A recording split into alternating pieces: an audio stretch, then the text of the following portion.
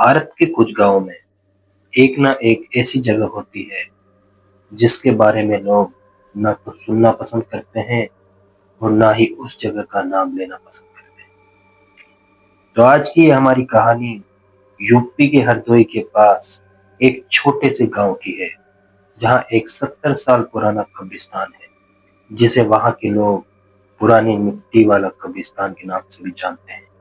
उस गांव के बड़े बुजुर्गों का कहना है कि इस कब्रिस्तान में रात के समय एक औरत रोती हुई दिखाई देती है और किसी दिन कब्रों के बीच चलती हुई दिखाई देती है।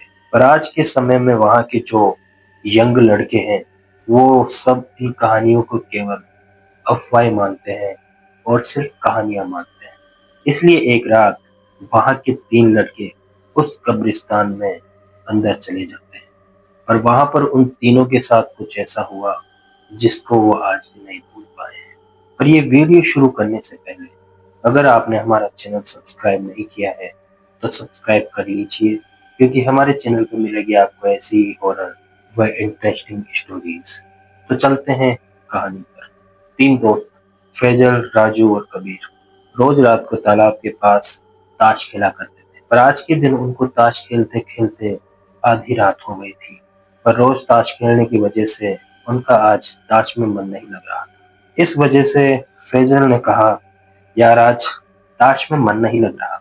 तो दोनों दोस्तों ने कहा, यार फिर क्या करें, और तो कुछ है नहीं अपने पास। तो फिर फैजल ने हंस के बोला, कब्रिस्तान चलें, वहां की कहानियां बहुत मशहूर हैं, यहाँ पर चलकर देखते हैं वो कहानियां सच्ची है या झूठी। तो फिर राजू और कबीर ने कहा, नहीं यार, वहां पर सच में वो औरत निकली तो फिर क्या करेंगे। तो फिर फैजल ने कहा, अरे कुछ नहीं होगा, ये सब अफवाहें हैं जो कई सालों से चली आ रही। तो फिर दोनों दोस्तों ने कहा, हाँ यार, आज मन तो नहीं लग रहा है, चल चलते हैं, देखते हैं कि वहां पर कुछ है या नहीं। तीनों दोस्त चले जाते हैं कब्रिस्तान की ओर। जब तीनों दोस्त कब्रिस्तान के गेट पर पहुंचते हैं तो कब्रिस्तान के अंदर उन्हें बिल्कुल अंधेरा दिखाई देता है और तीनों डरना नहीं है ऐसे सोचकर अंदर चले जाते हैं। और अंदर जाते ही उनको वहां की हवा एकदम ठंडी महसूस होती है। वहां के गांव में अक्सर ये अफवाह थी कि वहां की हवा नॉर्मल नहीं होती, ठंडी होती है।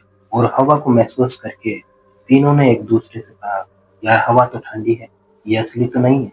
तो फिर फैजल ने कहा, अरे हवा से कुछ थोड़ी होता है, हवा तो कभी भी चल सकती है, ठंडी या गर्म, आगे चलते हैं। और ऐसा सोचकर तीनों दोस्त आगे चले गए।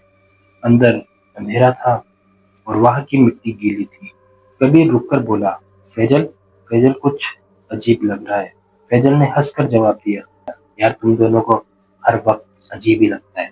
और फिर तीनों दोस्त वहां पर घूमने लगे और घूमते घूमते थोड़ी ही देर हुई थी कि उनको एकदम से एक औरत की आवाज सुनाई दी, बिल्कुल हल्की हल्की, जैसे कोई रो रहा हो। और उन्होंने आवाज को महसूस किया तो वो आवाज पुरानी कब्र की तरफ से आ रही थी। और तीनों टॉर्च लेकर कब्र के पास जाते हैं और धीरे धीरे कब्र के पास जाकर राजू ने टॉर्च कब्र पर डाली तो एक सफेद कपड़ा आहिस्ता आहिस्ता हिला। हवा एकदम बंद थी, फिर भी वो कपड़ा हिल रहा था और कबीर वो कपड़ा हिलता हुआ देखकर डर गया। फैजल ने कहा, ये हवा से नहीं हिला। अब फैजल का चेहरा भी सीरियस हो गया था और जो रोने की आवाज आ रही थी वो भी बंद हो चुकी थी। और वो पीछे मुड़े तो उनको पैरों की हल्की हल्की आहट सुनाई दे रही थी। तीनों ने टॉर्च पीछे घुमाई तो उनको कुछ नहीं दिखा। और फिर राजू ने कहा, यार ये मिट्टी में पैरों के निशान, ये कहाँ से है, ये पहले तो नहीं थे। तो फिर फैजल ने कहा, यार गांव में ये कहानी भी तो मशहूर है कि मिट्टी में पैरों के निशान दिखाई देते हैं। और ऐसा सोचकर तीनों दोस्त गेट की तरफ भागने लगे। तो कबीर रुक गया। तो दोनों दोस्तों ने कहा, भाई क्यों रुक गया।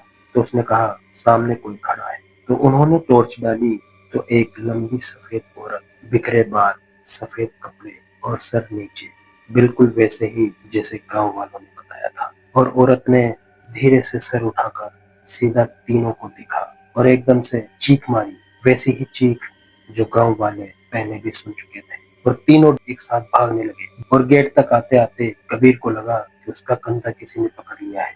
उसने पीछे देखा तो कोई नहीं था, पर कंधे पर मिट्टी के फ्रेश उंगलियों के निशान थे। और जैसे ही वो गेट के बाहर भागते भागते आए तो चीख और पैरों के निशान सब कुछ एक सेकंड में ही बंद हो गया और राजू का टॉर्च वही कब्रिस्तान में गिर गया और फैजल की सांसें रुक गई थी। कबीर के चेहरे का रंग उड़ चुका था और अगली सुबह जब गांव वाले कब्रिस्तान गए तो वही सफेद कपड़ा एक पुरानी कब्र के ऊपर मिट्टी में दबा हुआ मिला और उस कब्र की मिट्टी हर रात की तरह उस कब्र की मिट्टी गीली थी।